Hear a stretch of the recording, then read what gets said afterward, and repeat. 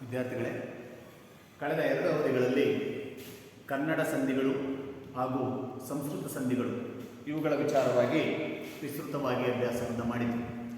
ಮುಂದುವರೆದಂತೆ ನಿಮ್ಮ ಬೆಳಗಿನ ಕಾರಣ ಜಯಪುರ ಪಾಠದ ಒಂದು ಭಾಷಾಭ್ಯಾಸದಲ್ಲಿ ಸಮಾಸಗಳ ಬಗ್ಗೆ ಕೆಲವು ಮಾಹಿತಿಗಳು ಇವೆ. ಅವುಗಳನ್ನು ಕುರಿತು ಇವತ್ತು ಅಭ್ಯಾಸವನ್ನು ಮಾಡೋಣ.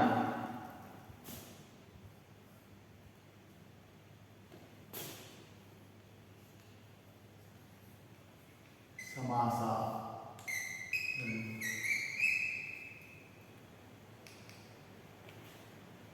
ಕನ್ನಡ ಸಾಹಿತ್ಯದಲ್ಲಿ ಸಂಧಿಗಳು ಹೇಗೆ ತಮ್ಮ ಪ್ರಮುಖವಾದ ಪಾತ್ರವನ್ನು ವಹಿಸುತ್ತವೆಯೋ ಹಾಗೆ ಸಮಾಸಗಳು ಸಹ ಸಾಹಿತ್ಯ ರಚನೆಯಲ್ಲಿ ತಮ್ಮದೇ ಆಗಿರುವಂಥ ವಿಶಿಷ್ಟ ಕೊಡುಗೆಯನ್ನು ನೀಡಿರುವಂಥದ್ದನ್ನು ನಾವು ನೋಡ್ತೇವೆ.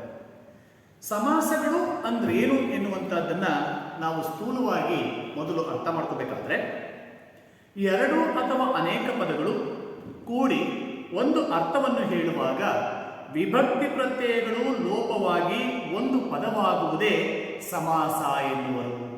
ಮತ್ತೊಮ್ಮೆ, 2 ಅಥವಾ ಅನೇಕ ಪದಗಳು ಕೂಡಿಕೊಂಡು ಒಂದು ಅರ್ಥವನ್ನು ಹೇಳುವಾಗ ವಿಭಕ್ತಿ ಪ್ರತ್ಯಯಗಳು ಲೋಪವಾಗಿ ಒಂದು ಪದವಾಗುವುದೇ ಸಮಾಸವೆನ್ನುವುದು. ಅಂದ್ರೆ ಏನು ಎನ್ನುವಂತಹದ್ದನ್ನು ನೋಡೋದಕ್ಕಿಂತ ಮೊದಲು ಇದರ ಒಂದು ವಿವರಣೆಯನ್ನ ನೀವು ಬರ್ಕೊಳ್ಳಿ.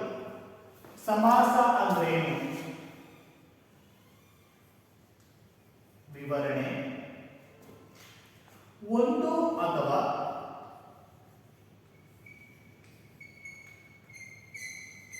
ಅನೇಕ ಪದಗಳು ಕೂಡಿ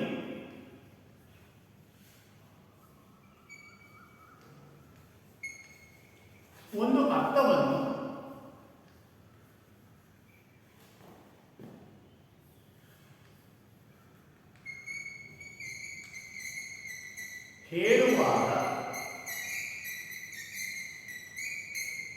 ಹೇಳುವಾಗ ವಿಭಕ್ತಿ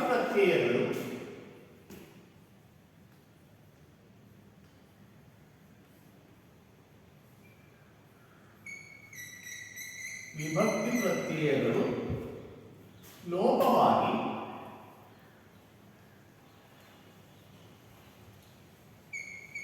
ಒಂದು ಅರ್ಥವನ್ನು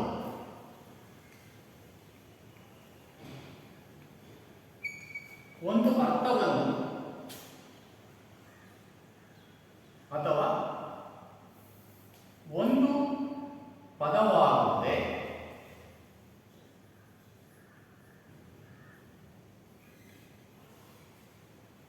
ಸಮಾಸ ಅಂತ ಕರೀತಾರೆ. ಏನು? ಒಂದು ಅಥವಾ ಅನೇಕ ಪದಗಳು ಕೂಡಿ ಸೇರಿಕೊಂಡು ಒಂದು ವಿಶೇಷ ಅರ್ಥವನ್ನ ಹೇಳುವಂತಹ ಸಂದರ್ಭದಲ್ಲಿ ಆ ಪದ ಅಥವಾ ಪದಗಳ ಜೊತೆಯಲ್ಲಿ ಇರುವಂತಹ ವಿಭಕ್ತಿ ಪ್ರತ್ಯಯಗಳು ಬಿಟ್ಟು ಹೋಗಿ ಒಂದು ಹೊಸ ಪದವನ್ನ ಸೃಷ್ಟಿ ಮಾಡುತ್ತಲ್ಲ, ಅದನ್ನೇ ಸಮಾಸ ಅಂತ ಕರೀತಾರೆ. ಬರ್ಕೊಳ್ಳಿ, ಸಮಾಸ ಅಂತ ಕರೀತಾರೆ. ಬರ್ಕೊಳ್ಳಿ.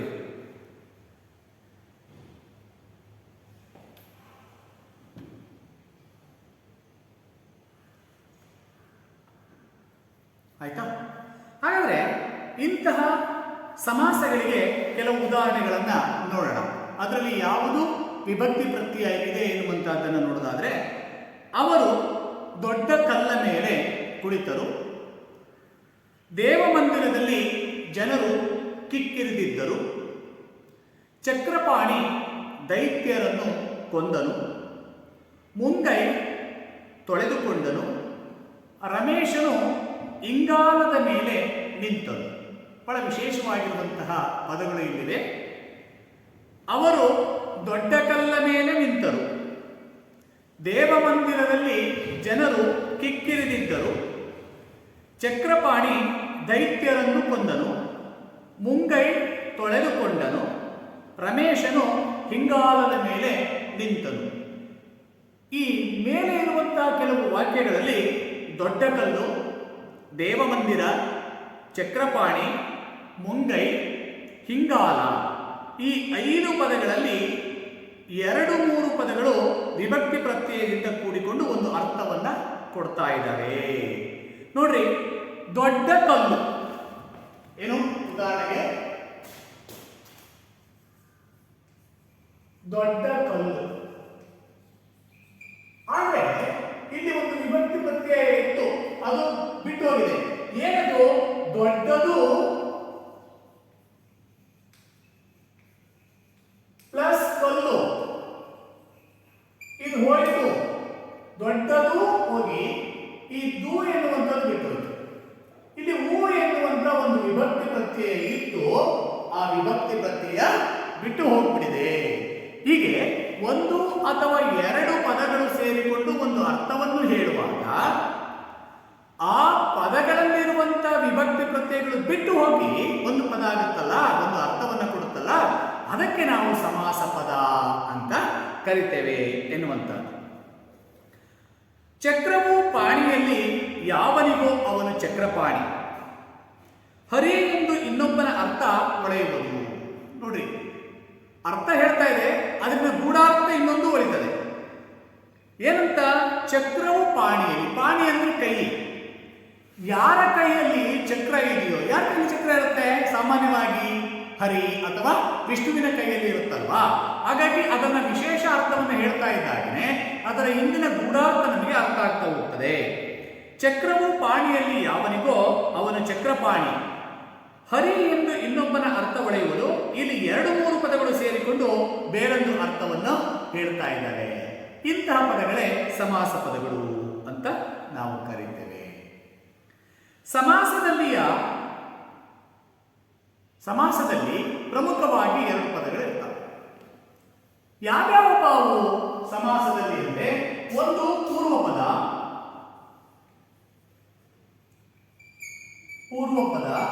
ಮತ್ತೊಂದು ಉತ್ತರ ಪದ.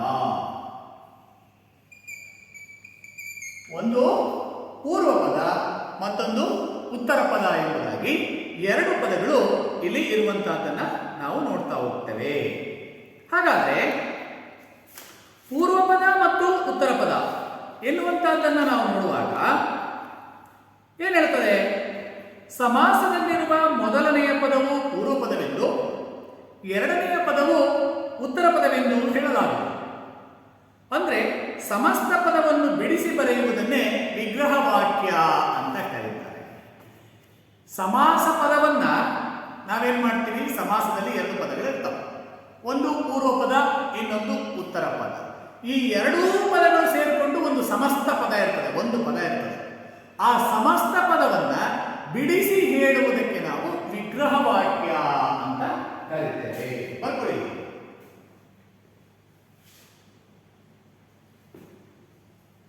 ಸಮಸ್ತ ಪದವನ್ನು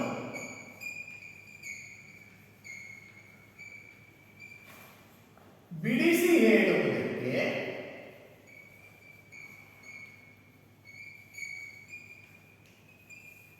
ವಿಗ್ರಹ ವಾಕ್ಯ ಅಂತ ಕರೀತಾರೆ.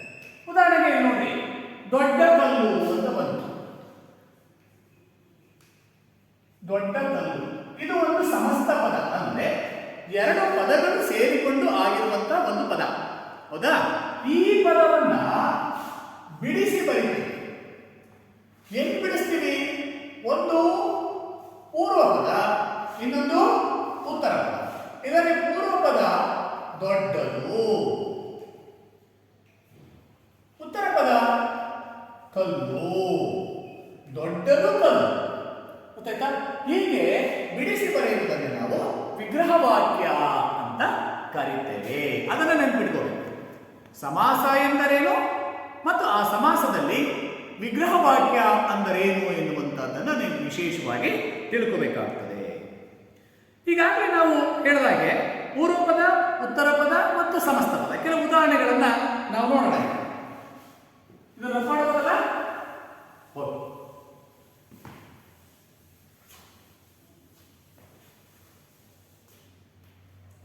ಒಂದು ಪೂರ್ವ ಪದ, ಇನ್ನೊಂದು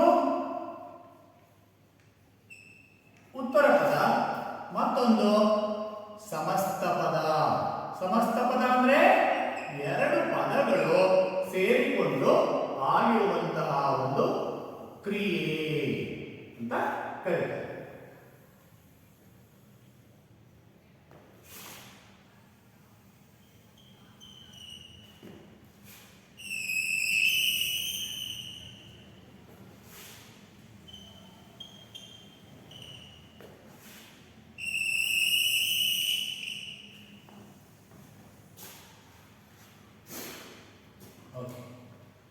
ಕೆಲವು ಉದಾಹರಣೆಗಳನ್ನ ನೋಡೋದಾದ್ರೆ, ಈಗ ಏನು ದೊಡ್ಡ ಕಲ್ಲು ಅಂತ ನೋಡುವಲ್ಲ, ಆ ರೀತಿ ನೋಡೋದಾದ್ರೆ ನೋಡಿ, ಹಿರಿಯ ಜೇನು. ಹಿರಿಯ ಪೂರ್ವ ಪದ, ಉತ್ತರ ಪದ ಜೇನು. ಇಲ್ಲಿ ಇದನ್ನೇನಂತ ಕರಿತೀವಿ? ಹೆಜ್ಜೇನು. ಅಂದ್ರೆ ಈ ಸಮಸ್ತ ಪದವನ್ನ ಬಿಡಿಸಿದಾಗ ಹಿರಿಯ ಪ್ಲಸ್ ಜೇನು ಹೆಜ್ಜೇನು ಅಂತ ಆಗ್ತದೆ. ಹಿರಿಜೇನು ಅಂತ ಹೇಳ್ಬೋದಾಗಿದೆ. ವಿಶೇಷ ಅರ್ಥವನ್ನ ಅದು ಕೊಡ್ತಾ ಹೋಗ್ತದೆ. ಹಾಗೆಯೇ ಮೂರು ಎನ್ನುವಂಥದ್ದು ಪೂರ್ವಪದ. ಕಣ್ಣು, ಮೂರು ಕಣ್ಣುಗಳು ಅಂತ ಇದೆಯಾ. ಇದನ್ನೇನು ಕರೆಯೋದು? ಮುಕ್ಕಣ್ಣ. ಅಂದ್ರೆ ಮೂರು ಕಣ್ಣುಳ್ಳವನು ಯಾರೋ ಅವನೇ ಮುಕ್ಕಣ್ಣ. ಅದೇ ರೀತಿಯಾಗಿ ನೀಲವಾದ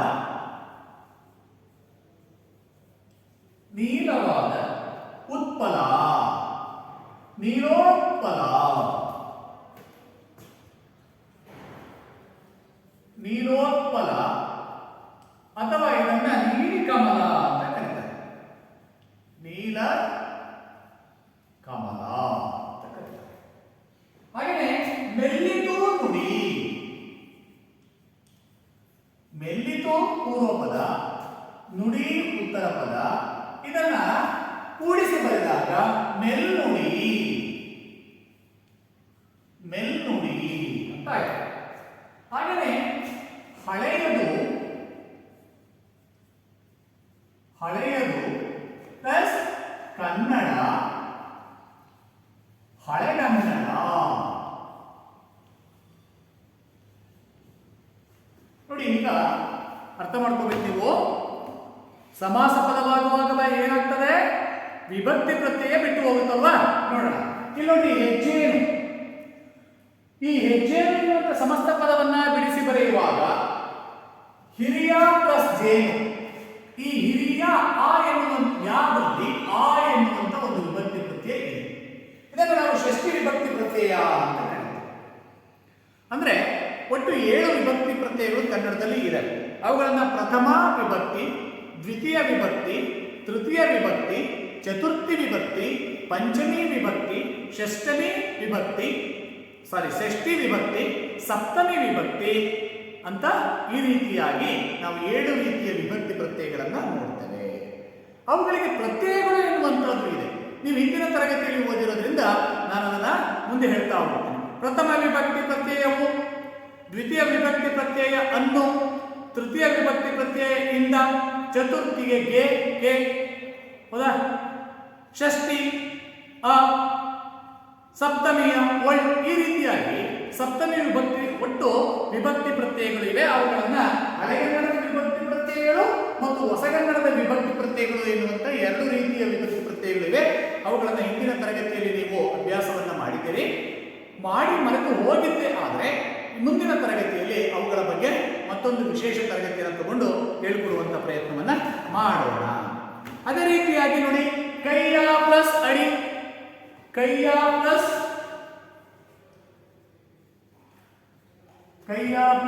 ಅಡಿ, ಅಂಬೆ. ಸೊ ಇಲ್ಲಿ ನಾನು ವಿಭಕ್ತಿ ಪ್ರತ್ಯಯಗಳು ಬಿಟ್ಟು ಹೋಗುವಂತಹದನ್ನ ಹೇಳ್ತಾ ಇದ್ದಾವಲ್ಲ. ಹಾಗೆ ಇಲ್ಲಿ ನೋಡಿ, ಮುಕ್ಕಣ್ಣ. ಮುಕ್ಕಣ್ಣ ಎನ್ನುವಂತ ಸಮಸ್ತ ಪದವನ್ನ ಬಿಡಿಸಿ ಬರೆದಾಗ ಅದರಲ್ಲಿ ಪೂರ್ವ ಪದ 3, ಉತ್ತರ ಪದ ಕಣ್ಣುಗಳು ಅಂತ ಆಗ್ತದೆ. ಇಲ್ಲಿರುವಂತಹ 3 ಎನ್ನುವಂತಹದ್ದಲ್ಲಿ ಹೂ ಎನ್ನುವಂತ ವಿಭಕ್ತಿ ಪ್ರತ್ಯಯ ಇದೆ. ಇದು ಬಿಟ್ಟು ಅಂದ್ರೆ ಪೂರ್ವ ಪದದ ಕೊನೆಯಲ್ಲಿರುವಂತಹ ಅಕ್ಷರದಲ್ಲಿ ಇರುವ ವಿಭಕ್ತಿ ಪ್ರತ್ಯಯಗಳು ಬಿಟ್ಟು ಹೋಗಿ ಹೊಸದೊಂದು ಪದ ಅದು ಹೇಳ್ತಾ ಹೋಗ್ತದೆ, ಅದನ್ನು ನಾವು ಸಮಾಸ ಅಂತ ಕರಿತೀವಿ. ಅರ್ಥ ಆಗಿದೆಯಲ್ಲ? ಓಕೆ, ಹಾಗಾದ್ರೆ ಮುಂದೆ ಹೋಗೋಣ. ಸರಿ, ಸಮಾಸದಲ್ಲಿ ಅನುಸರಿಸಬೇಕಾಗಿರುವಂತ ಕೆಲವು ನಿಯಮಗಳು ಇದ್ದಾವೆ. ಹಾಗಾದ್ರೆ ಆ ನಿಯಮಗಳು ಯಾವುವಪ್ಪ? ಸಂಸ್ಕೃತ ಶಬ್ದಗಳು ಸೇರಿ ಸಮಾಸವಾಗುವುದು, ಕನ್ನಡ ಶಬ್ದಗಳು ಸೇರಿ ಸಮಾಸವಾಗುವುದು, ತದ್ಭವ ಶಬ್ದಗಳು ಸೇರಿಕೊಂಡು ಸಮಾಸ ಆಗ್ತದೆ. ಹಾಗೆ ಅಚ್ಚ ಕನ್ನಡದ ಶಬ್ದ ಹಾಗೂ ತದ್ಭವ ಶಬ್ದಗಳು ಕೂಡಿ ಸಮಾಸವಾಗ್ತವೆ. ಅರ್ಥ ಆಗ್ತಾ ಇದೆಯಲ್ಲ? ಸಮಾಸ ಕ್ರಿಯೆ ಯಾವಾಗ ಆಗುತ್ತೆ ಅಂದ್ರೆ 4 ಹಂತಗಳಲ್ಲಿ ಈ ಒಂದು ಸಮಾಸದ ಕ್ರಿಯೆ ನಡೀತಾ ಹೋಗುತ್ತೆ ಎನ್ನುವಂತದ್ದನ್ನು ನೀವು ತಿಳ್ಕೋಬೇಕು. ಹಾಗಾದ್ರೆ ಆ 4 ಹಂತಗಳು ಯಾವುವು ಎನ್ನುವಂತದ್ದನ್ನು ಬರ್ಕೊಳ್ಳಿ. ಒಂದು, ಸಂಸ್ಕೃತ ಮತ್ತು ಸಂಸ್ಕೃತದ ಶಬ್ದಗಳು ಸೇರಿ, ಸಂಸ್ಕೃತದ ಶಬ್ದಗಳು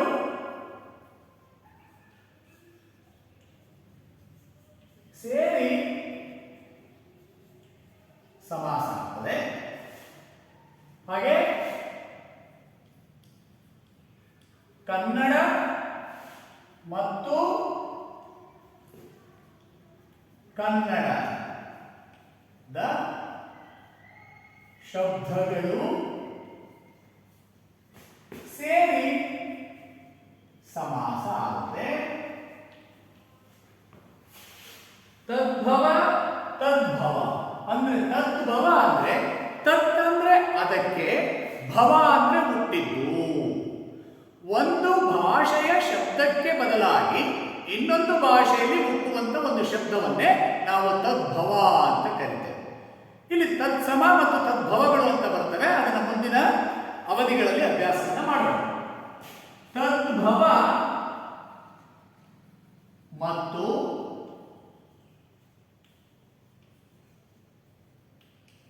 ತದ್ಭವಗಳು ಸೇರಿ ಸಮಾಸ ಆಗ್ತದೆ. ಹಾಗೆಯೇ ಅಚ್ಚಗನ್ನಡದ ಶಬ್ದ, ಅಚ್ಚಗನ್ನಡ ಹೊಸಗನ್ನಡದ ಅಥವಾ ದೇಶೀಯ ಭಾಷೆಯಾಗಿರುವಂತ ಕನ್ನಡದ್ದೇ. ಅಚ್ಚಗನ್ನಡದ ಶಬ್ದ ಹಾಗೂ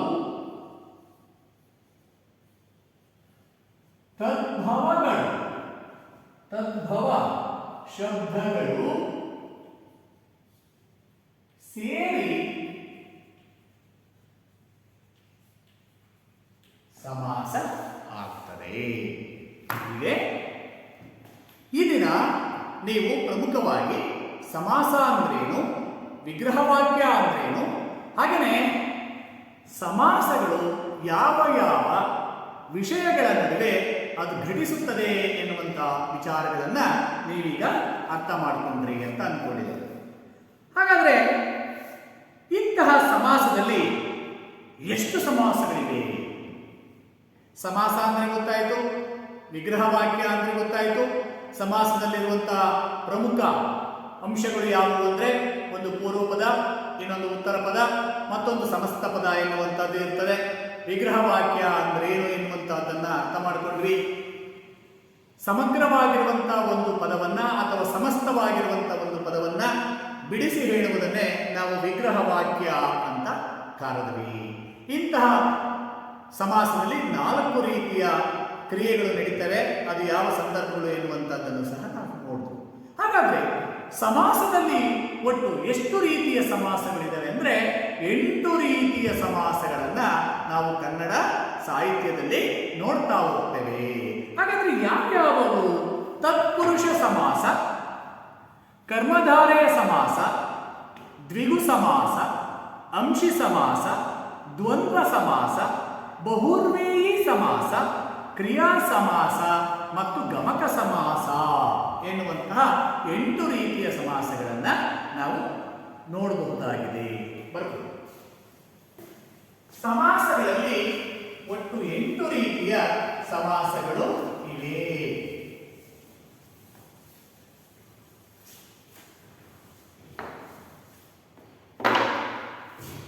ಒಂದು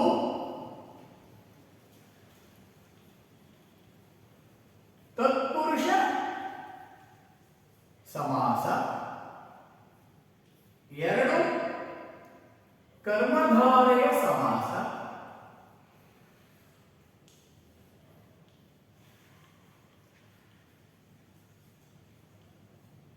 ಮೂರು ದ್ವಿಗು ಸಮಾಸ,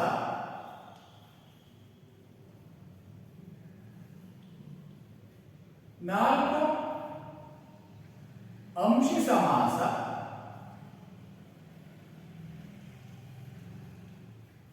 ಐದು ದ್ವಂದ್ವ ಸಮಾಸ,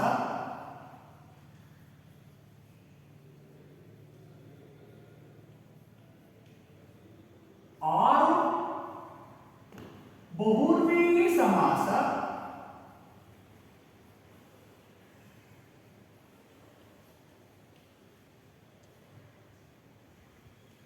ಏಳು ಕ್ರಿಯಾ ಸಮಾಸ ಮತ್ತು ಎಂಟನೆಯದಾಗಿ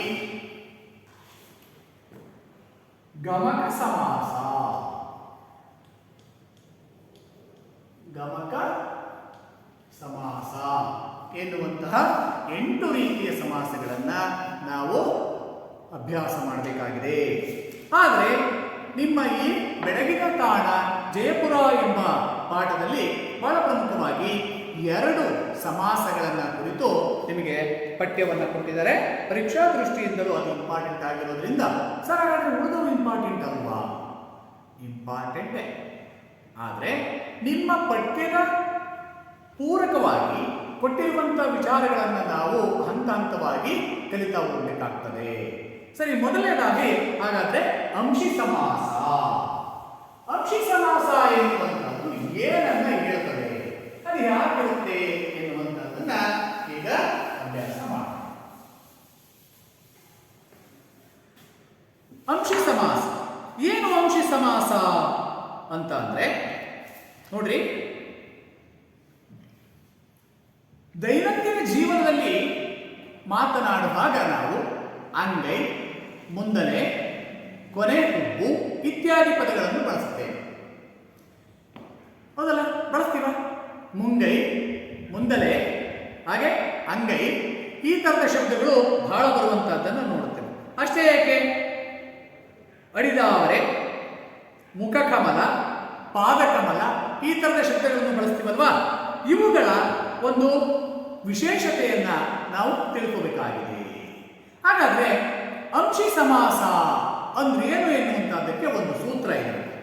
ಆ ಸೂತ್ರವನ್ನು ನೀವು ಸರಿಯಾಗಿ ತಿಳ್ಕೊಂಡಿದ್ದೇ ಆದರೆ ಬಹಳ ಸುಲಭವಾಗಿ ಇದನ್ನು ನೀವು ಗುರುತಿಸಬಹುದು. ಬರ್ಕೊಡ್ರಿ, ಏನ್ ಹೇಳ್ತಾರೆ? ಪೂರ್ವ ಪದವು ಸೂತ್ರ ಅಂತಾನೆ ಬರ್ಕೊಡಿ. ಅಂಶಿ ಸಮಾಸಕ್ಕೆ ಸೂತ್ರ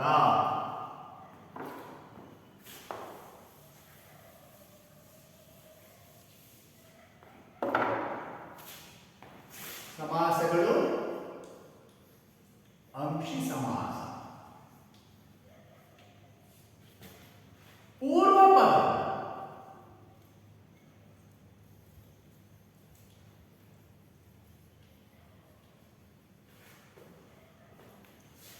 ಅಂಶಾಂಶಿ ಭಾವ ಸಂಬಂಧದಿಂದ ಅಂಶಾಂಶಿ ಭಾವ ಸಂಬಂಧದಿಂದ ಭಾವನೆಗೆ ಸಂಬಂಧಿಸಿದ್ದು ಅಂತ ಭಾವ ಸಂಬಂಧದಿಂದ ಸೇರಿ ಪೂರ್ವ ಪದದ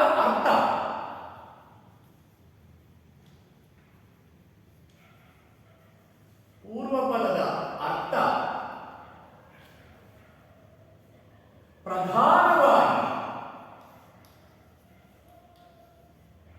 ಪ್ರಧಾನವಾಗಿದ್ದರೆ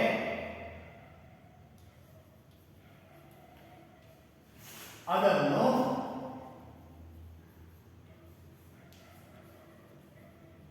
ಅಂಶಿ ಸಮಾಸ ಎನ್ನುವುದು. ಅಂದ್ರೆ ಬಹಳ ಸರಳವಾಗಿ ನೀವು ಅರ್ಥ ಮಾಡ್ಕೋಬೇಕಾದ್ರೆ ಅಂಶಿ ಸಮಾಸ ಅಂದ್ರೆ ನಿಮಗೆಲ್ಲ ಗೊತ್ತಿದೆ, ಸಮಾಸದಲ್ಲಿ ಬಹಳ ಪ್ರಮುಖವಾಗಿ 2 ಅಂಶಗಳು ಪ್ರಮುಖ ಪಾತ್ರವನ್ನು ವಹಿಸ್ತವೆ. ಒಂದು ಪೂರ್ವ ಪದ ಮತ್ತು ಉತ್ತರ ಪದ, ಅವೆರಡರ ಸಂಯೋಗವೇ ಒಂದು ಸಮಸ್ತ ಪದ. ಈ ಅಂಶಿ ಸಮಾಸದಲ್ಲಿ ಪೂರ್ವ ಪದದ ಅರ್ಥವೇ ಪ್ರಧಾನವಾಗಿದ್ದರೆ ಅದನ್ನು ಅಂಶಿ ಸಮಾಸ ಅಂತ ಕರೀತಾರೆ ಎನ್ನುವಂತಹದ್ದನ್ನ ನೀವು ನೆನಪಿಟ್ಕೊಳ್ಳಿ. ಬಹಳ ಸರಳವಾಗಿ ಅಂಶಿ ಸಮಾಸ ಅಂದ್ರೆ ಪೂರ್ವ ಪದದ ಅರ್ಥವು ಪ್ರಧಾನವಾಗಿರುವುದೇ ಅಂಶಿ ಸಮಾಸ ಅಂತ ಕರೀತಾರೆ. ಅದು ಯಾಗಿರುತ್ತೆ ಎನ್ನುವಂತಹದಕ್ಕೆ ಉದಾಹರಣೆ ನೋಡೋದಾದ್ರೆ ನೋಡಿ, ಹಾಗೆ ಮತ್ತೆ ಪೂರ್ವ ಪದ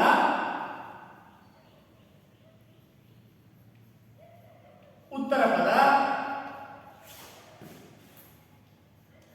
ಸಮಸ್ತ ಪದ. ಸಮಸ್ತ ಪದ. ಹಾಗಾದ್ರೆ ಇಲ್ಲಿ ನೋಡಿ, ಕೈಯ ಪ್ಲಸ್ ಅಡಿ, ಕೈಯ ಪ್ಲಸ್ ಅಡಿ ಏನಾಯ್ತು? ಅಂಗೈ ಅಂತ ಆಯ್ತು. ಹಾಗೆಯೇ ತಲೆಯ ಮುಂದು, ತಲೆಯ ಮುಂದು ಮುಂಗೈ. ಹಾಗೆಯೇ ಹುಬ್ಬಿನ ಕೊನೆ, ಹುಬ್ಬಿನ ಪ್ಲಸ್ ಕೊನೆ, ಕೊನೆಯುಬ್ಬು.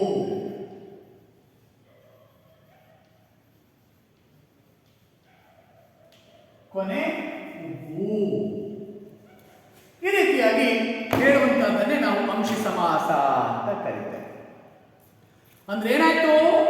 ಪೂರ್ವೋತ್ತರ ಪದಗಳು ಅಂಶಾಂಶಿ ಭಾವ ಸಂಬಂಧದಿಂದ ಸೇರಿ ಪೂರ್ವ ಪದದ ಅರ್ಥ ಪ್ರಧಾನವಾಗುಳ್ಳ ಸಮಾಸವೇ ಅಂಶಿ ಸಮಾಸ. ಅಂಶಿ ಅಂದ್ರೆ ಒಂದು ಭಾಗ ಅಂತ ಅರ್ಥ, ಸ್ವಲ್ಪ ಅಂತ, ಇಡಿಯದರಲ್ಲಿ ಸ್ವಲ್ಪ ಅಂತ. ಈ ಕೈಯ ಅಡಿ, ಅಂಗೈ ನೋಡಿ, ಕೈಯ ಅಡಿ ಅಂಗೈ ಅಂತ ಕರಿತೀವಿ. ಯಾವ ಕೈಯ ಕೆಳಗಡೆ ಇದೆಯೋ ಅದನ್ನು ನಾವು ಅಂಗೈ ಅಂತ ಕರಿತೀವಿ. ತಲೆಯ ಮುಂದು ಅಂದ್ರೆ ತಲೆಯ ಒಂದು ಅಂಶವನ್ನ ಹೇಳುವಂತಹದ್ದು ಅಂಶಿ ಸಮಾಸ ಅಂದ್ರೆ, ಅದನ್ನು ಮುಂದಲೆ ಅಂತ ಕರಿತೀವಿ.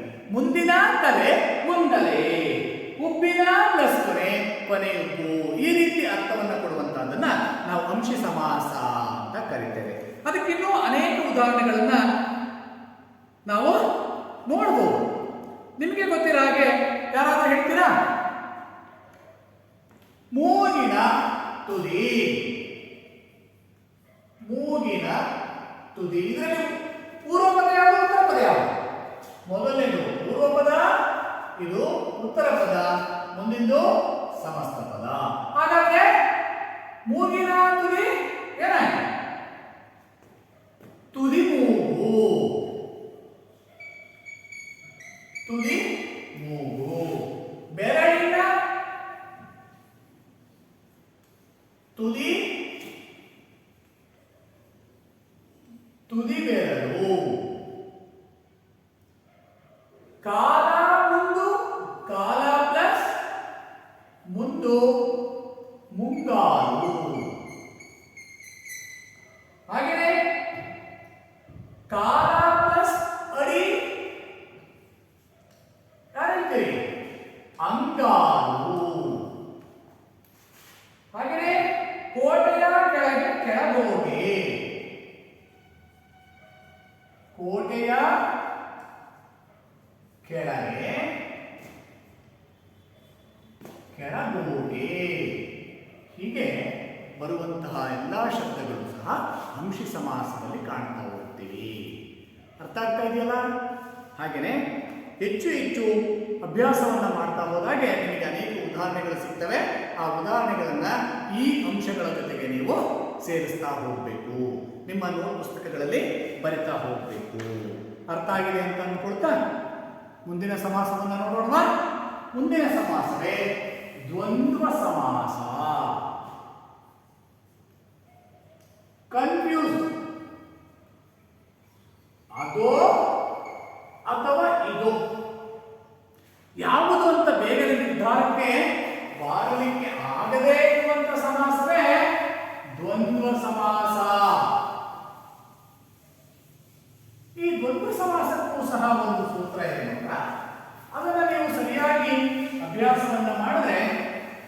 ದ್ವಂದ್ವ ಸಮಾಸವೂ ಸಹ ಸರಳವಾಗಿ ನಿಮಗೆ ಅರ್ಥ ಆಗೋದ್ರಲ್ಲಿ ಅನುಮಾನವೇ ಇಲ್ಲ. ನೋಡ್ರಿ ಏನ್ ಹೇಳ್ತಾರೆ ಸೂತ್ರ, ಪೂರ್ವ ಪದ ಮತ್ತು ಉತ್ತರ ಪದಗಳೆರಡೂ ಪ್ರಧಾನವಾಗಿ ಉಳ್ಳ ಅಥವಾ ಅನೇಕ ನಾಮಪದಗಳು ಪ್ರಧಾನವಾಗಿ ಉಳ್ಳ ಸಮಾಸವೇ ದ್ವಂದ್ವ ಸಮಾಸ. ಅಂಶಿ ಸಮಾಸದಲ್ಲಿ ಪೂರ್ವ ಪದ ಪ್ರಧಾನ, ಆದರೆ ದ್ವಂದ್ವ ಸಮಾಸದಲ್ಲಿ ಬರ್ಕೊಳ್ಳಿ ಸೂತ್ರ,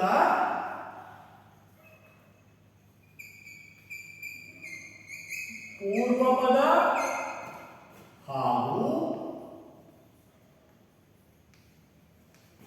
ಉತ್ತರ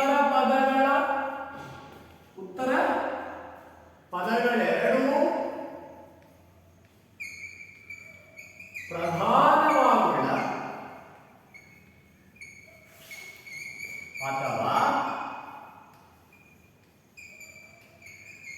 ನಾಮಪದಗಳು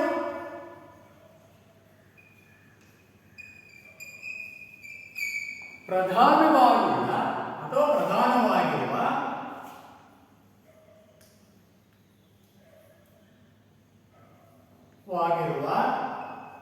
ಸಮಾಸವೇ ದ್ವಂದ್ವ ಸಮಾಸ ಅಂತ ಕರೀತಾರೆ.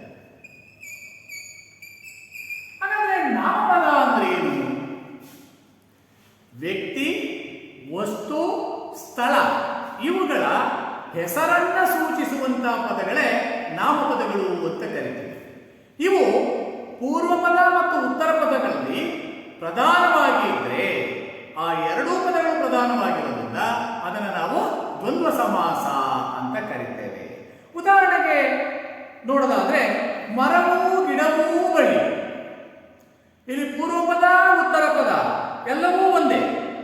ಮರವು, ಗಿಡವು, ಬಳ್ಳಿ. ಮರ, ಗಿಡ, ಬಳ್ಳಿ. ಮರವು, ಗಿಡವು, ಬಳ್ಳಿಯು. ಮರ, ಗಿಡ, ಬಳ್ಳಿಯು ಎನ್ನುವಂತ ಅರ್ಥ ಬರ್ತಾ ಹೋಗ್ತದೆ. ಮರ, ಗಿಡ, ಬಳ್ಳಿ.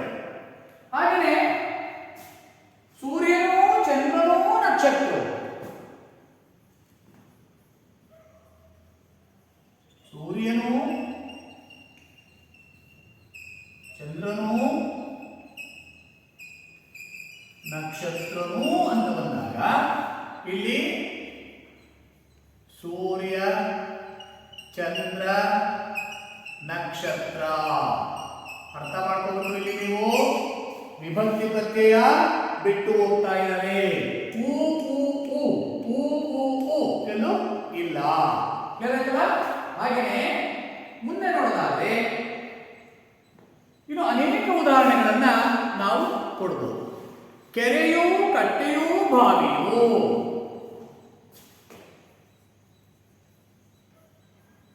ಕೆರೆಯು, ಕಟ್ಟೆಯು, ಬಾವಿಯು. ಕೆರೆ, ಕಟ್ಟೆ, ಬಾವಿಯು.